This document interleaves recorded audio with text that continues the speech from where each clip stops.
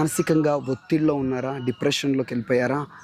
ఎవరో మిమ్మల్ని ప్రేమించట్లేదని, ఎవరో మీతో మాట్లాడట్లేదు అని చెప్పేసి, స్నేహం విడిపోయింది అని చెప్పేసి, మోసగింపబడ్డారు అని, భవిష్యత్తు గురించి ఇలా అనేక విషయాల గురించి చింతిస్తూ, వేదన చెందుతూ, నిద్రలేని స్థితి, భోజనం సరిగా తినలేని స్థితిలో మానసిక పోరాటంకు, మానసిక ఒత్తిడికి లోనై ఉన్నారా?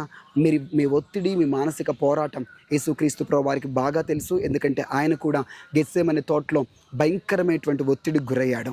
తీవ్రమైన మానసిక వేదనను, డిప్రెషన్ని అనుభవించాడు. అప్పుడు ఆయన చెమట రక్తముగా మరి బయటకు వచ్చింది. అంతగా ఆయన లోతైనటువంటి భయంకరమైన ఒత్తిడికి ఆయన గురయ్యాడు. యేసుక్రీస్తు ప్రభువారు శరీర స్వస్థత కొరకు మాత్రమే దెబ్బలు తినలేదు. ఆయన శరీర స్వస్థతను మాత్రమే ఇచ్చేవాడు కాదు. ఆయన ఆత్మ రక్షణ కొరకు మాత్రమే సిలువ వేయబడలేదు. ఆయన ఆత్మ రక్షణ మాత్రమే ఇచ్చేవాడు కాదు.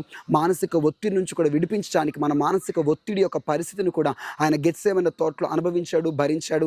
మిమ్మల్ని ఆ మానసిక ఒత్తిడి నుంచి విడిపించడానికి ఆయన మాత్రమే సమర్థుడు. అందుకే ఈరోజు వాగ్దానము పేతురు రాసిన మొదటి పత్రిక 5వ అధ్యాయం 6వ వచనం, 7వ వచనం, ఆయన మిమ్మల్ని గూర్చి చింతించుచున్నాడు గనుక మీ చింత యావత్ ఆయన మీద వేయండి.